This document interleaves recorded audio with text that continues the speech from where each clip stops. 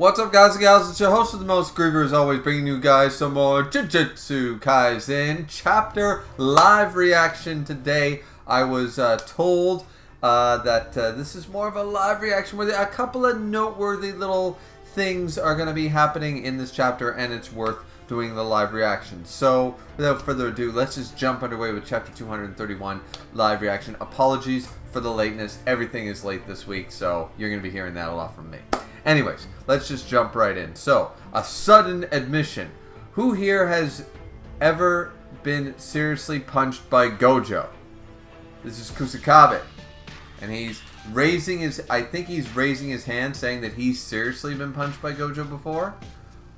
Yeah, because that's a big thing. A lot of people are saying that, I saw a lot of people saying that, sure, the 10 Shadows is giving Sukuna the upper edge here in the fight against Gojo, but had it come down to fisticuffs between Gojo and Sukuna in Yuji's body, Yuji would have the upper hand. So I think they're going to explain why Gojo is just so packing such a punch. When he's got Infinity, the Six Sides, Ultimate Void and stuff, or Unlimited Void, he doesn't need to go to train his body for fisticuffs like to the level that he's beating the crap out of Sukuna with right now. So I wonder if they're going to explain that away.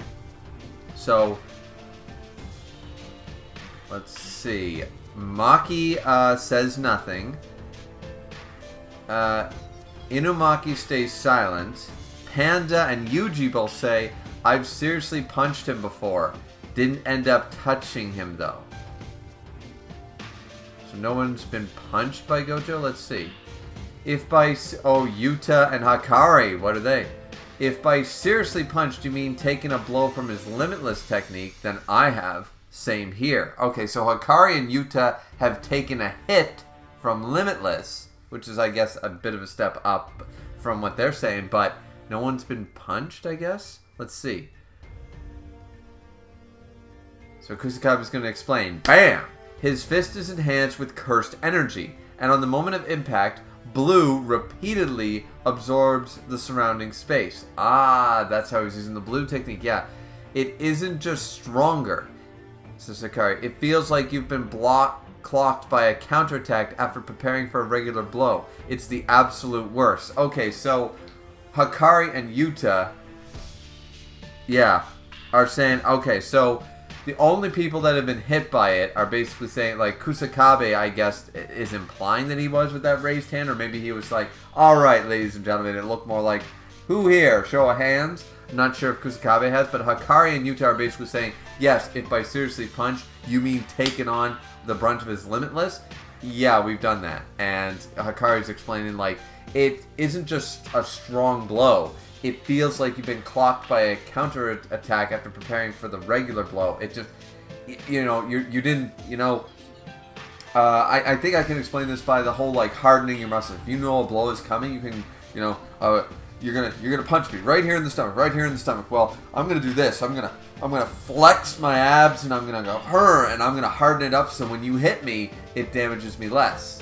What Hakari is describing is more you harden, like, all right, he's gonna hit me in this arm, hit me in this arm, boom, in this arm. Wow, holy shit, and it hurts way more because you weren't flexing, you weren't preparing for it in a way. Almost like, man, it just, yeah. And let's say, Kilala says, did it hurt? And Yuta and Hakari have the same expression. The two top tiers in this room are sitting here going, it made us puke. It made me puke. Oh man, so those two are like, yeah, it was disgraceful. It was awful. And yes, I know her name is spelled with R's, but R's spelled in Japan sound like L's, so it's Kilala.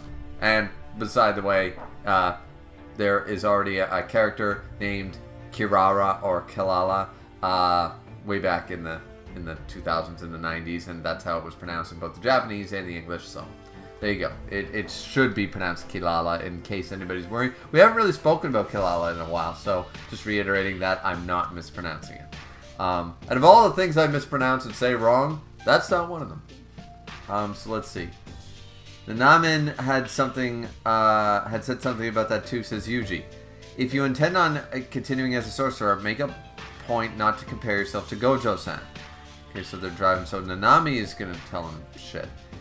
That man is able to produce critical hits as if they're your run-of-the-mill jab, while I struggle to perform them in the first place. To put it bluntly, he can't be kept up with. Alright, so I mean, that's fair. Like, basically, they're like, yeah, this guy is on another tier. He's not even in our scope. If you compare yourself to him, you're always going to fail because we are just not in that league. We are not in that class. Trying to get into that class is probably not going to be successful. Just, you know, he's got that critical hit nature. So let's see, Kusakabe. What I'm trying to say is that from here on out, I don't have a clue what Gojo's doing. So don't ask. That is actually a bold statement. Now, some fans of JJK are going to sit here and they're going to say, Kusakabe, we never had fear advice in the first place. You're a wanker. You're not nothing. You're nothing. You know, sort of that like Rocky, you know, Philadelphia streets. You're nothing. You got nothing. It's like, well, wait a minute now.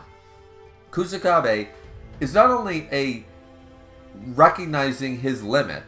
He's not a person to go get him. He's not a main character vibe or anything like that. He's like, listen, I'm good as, I think he's like a second grade sorcerer. Like, I'm good in my position. That's what I've been trained for. That's what I'm good at.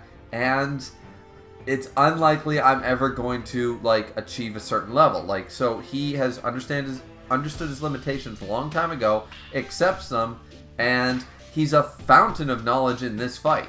Like, he's been nothing short of a fountain of knowledge. So the fact that he's acknowledging it right here is like, alright. And once again, Kusakabe, good character design, uses a sword, loved the trench coat when he had it, and the whole little storyline with Yagi and Panda and stuff. Yeah. It's all good. Kusakabe is actually, I think, the most underrated character in the entire series. 100%, he's the most underrated character because nobody gives him the time of day, nobody gives him the credence that he is due as just the working man. You know, the man who's gonna stay a manager and never be the CEO. He understands. I'm always gonna be the assistant. I'm never gonna own the store.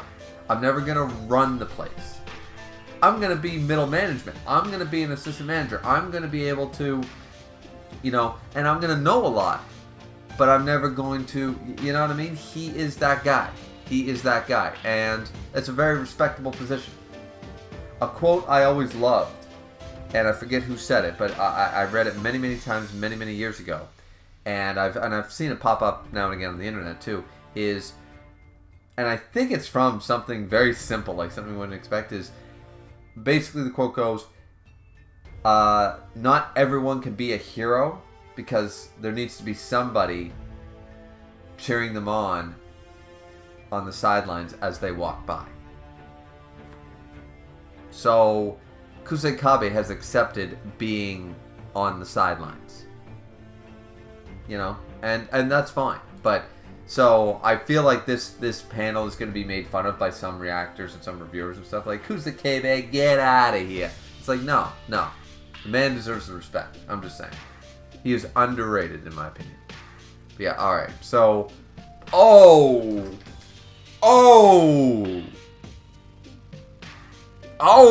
double page spread, split double page spread of Gojo just going fucking, what's the term? Going ham on this goddamn pig. Like, just completely, see what I did there? Ham, pig, you know? He's getting the bacon. He is absolutely going to turn Sukuna into a frazzled pork chop. That's what he's doing right now. See, this is called meat tenderizing, ladies and gentlemen. See, Gojo knows how to cook. He knows how to cook. He's not saying, he's sitting back here with this beautiful, oh my god. I think this is my, not my favorite like set of panels from the fight, but it might be my favorite double spread. Not sure. Because it's sort of like a, we get a 2-for-1 in this one, and I really love it. The detail's awesome. Gojo's big ass grin as he just, yeah, this is, you know, yeah, okay. So Gojo has Sukuna, and he knows you gotta tenderize your cheap cut of meat. Sorry, Sukuna fans. Your cheap, tough ass. Well, let's be fair. Why don't we call it a tough piece of meat? yeah, it's really tough. It's not tender at all, and it can take a shit kicking, right? It really can. So what do? You have to pound that meat. You need to tenderize that meat. Run it over with a steamroller if you have to, but you need to do it. Because otherwise, it's going to be like shoe leather. And Gojo knows this. So he is officially Gojo, the meat tenderizer Satoru. Let's go. And yeah, he's just... And he chucks him. Oh man, that is sweet. That is awesome. So, Sukuna, boom, boom, boom, boom. Reeling. Gojo clenches his fist again while up high. Sukuna's shocked and... Oh, he just took all that debris and slam! He just... Clench. Boom! Just... Okay. Yeah. See, this is the type of stuff that I like. Let's go. And then Sukuna looks like seemingly breaks out of the slammed rock formation. Comes up strong. Is down below. I don't know what that sphere is doing here. That's an odd spear thing. While he's down below Gojo. And then all of a sudden Sukuna notices something and is shocked again. And I'm not sure what happens, but Gojo nearly slams his heel into Sukuna by the looks of it. And then Sukuna dodges at the last moment. He backflips or front flips out. And then he comes down with a high jump kick sort of idea. High jump drop knee. And boom, all of a sudden Sukuna's about to land. And there's like 4 after images of Gojo behind him. It's about to be Vegeta, the after image technique. What about the after image technique, Kakarot? You know, it's about to be some after image shit. Let's go. And oh, it is. It's the after image technique. We got multiple Gojos here. Alright, let's go. And let's see. Swing. He's actually... Alright, this is massive disrespect. He's not backhanding him. He's not front slapping him. He's not punching him in the face. He is going to backhand closed fist. Arguably the most disrespectful way to hit a person in the face is not this. Is not this. Is not this. It is... It's like, out of my way. I don't have time for you. You're in the way. It's disrespectful. But Sukuna, gotcha. Alright, so he caught it and grabbed him. Oh, so he caught the real one, I'm guessing. Did he? Is that what he did? Boom. Alright, he dodged and grabbed the real one. Because the after images... I assume that the after images are there, but they're not able to physically hit him. They are done exactly like the Dragon Ball Z after image technique. It's not the multi-form technique.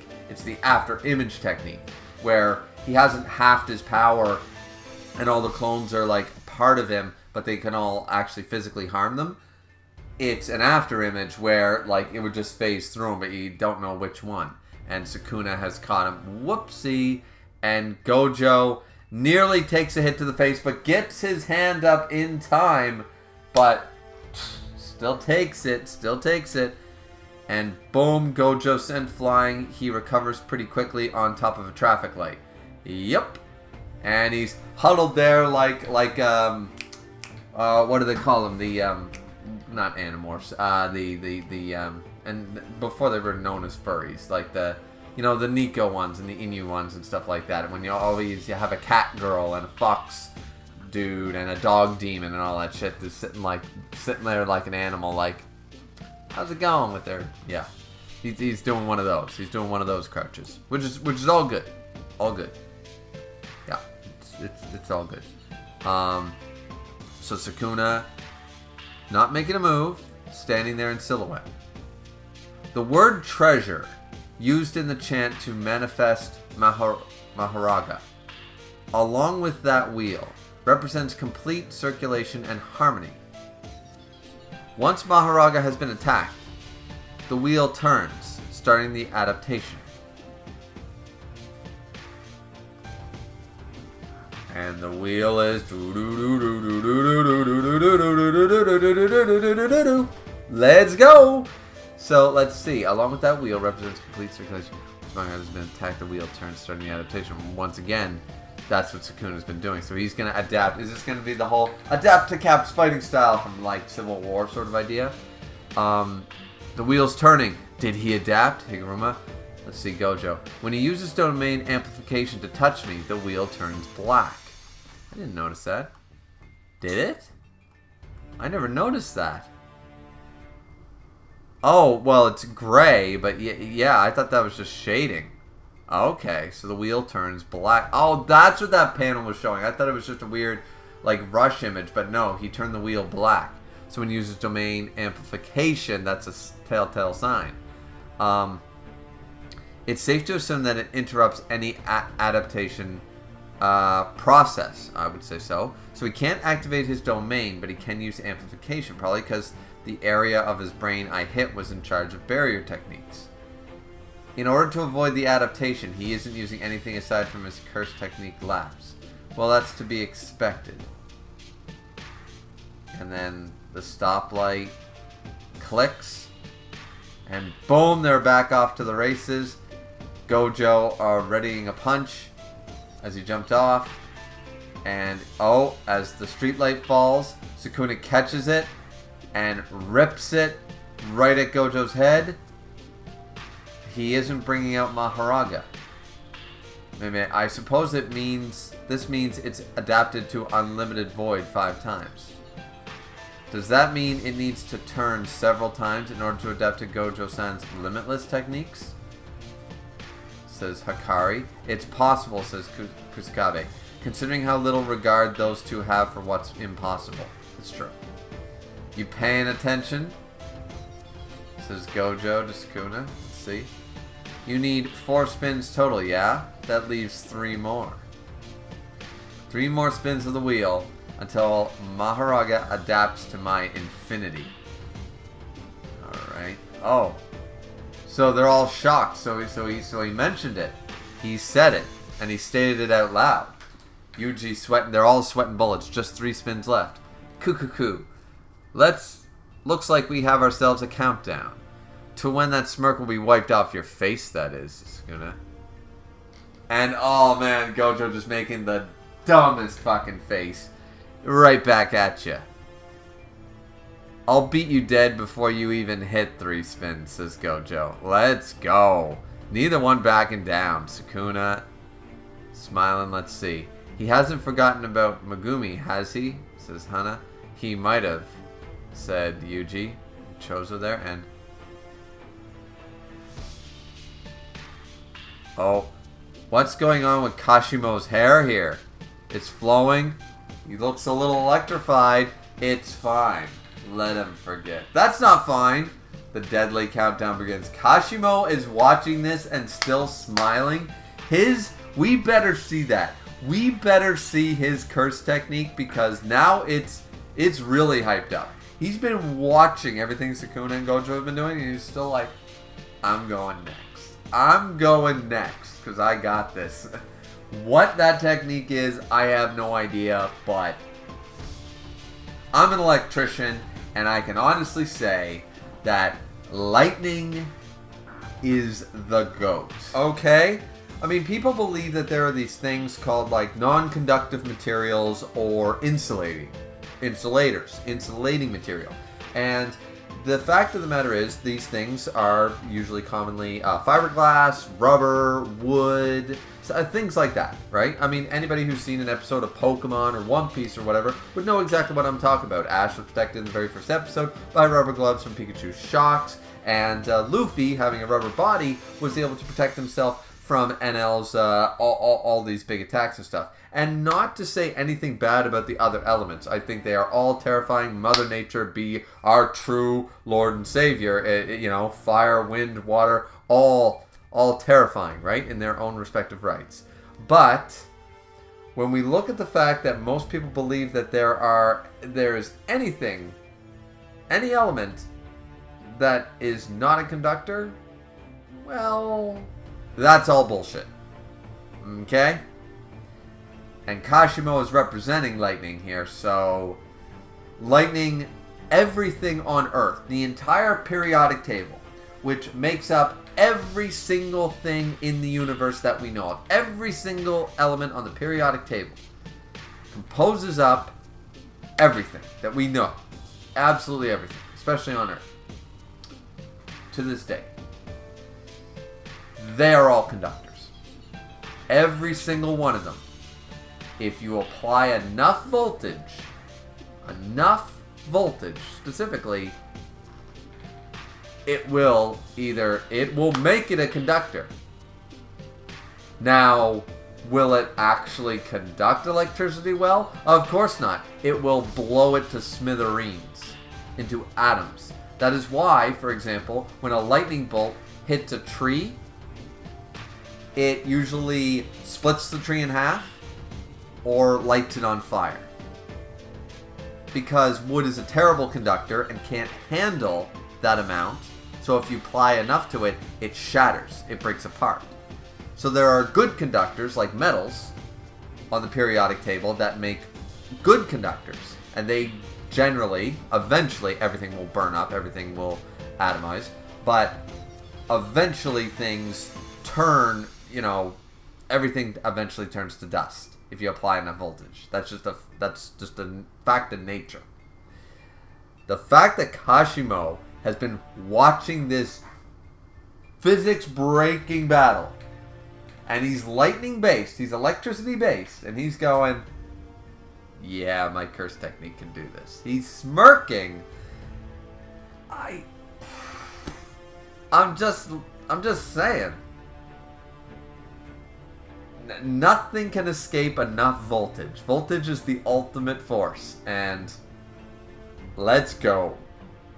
Let's go. It is a break next week, but I can't wait. I don't want Gojo to lose, but I really want to see Kashimo's technique, and it better be worth the payoff. It better just be fuck off 1 trillion volts, and Sukuna better not survive it, because that's just not possible. But yeah, seriously, something like 1 quadrillion volt instant lightning strike. I want to see it. It'd be so damn cool. It'd be like atomized. Nothing there. Not a thing. It's like, cursed energy isn't a conductor. Fuck you, everything is a conductor. Emotions can't be. No. The soul can't be. Forget about it. But the mind. No. You're wrong. Everything is a conductor. So let's go. Alright, let's go. Really like the chapter. This was a good chapter to react to. I really like it. I am more stoked. Like, I was really happy reading this whole chapter. Kusakabe, once again, underrated. The dojo double panel, awesome. The fight's still great. Kashimo at the end of here is what's got me pumped. It's what's got me really excited. But you guys, let me know what you guys think down in the comment section down below. Don't forget to like, comment, and subscribe as always. Very much on the apology note for this being so late. Like all my videos this week, I'm going to be doing this a lot. A lot of apologies. But anyways, thank you guys so much for watching. We will see you guys back here next time for some more Jujutsu Kaisen. Probably going to react to the next chapter too, unless told otherwise, because I have a feeling Kashimo is set up here as a cliffhanger. Something's going to go down. Anyways, that's it from me. Sayonara, everybody. Have a good one.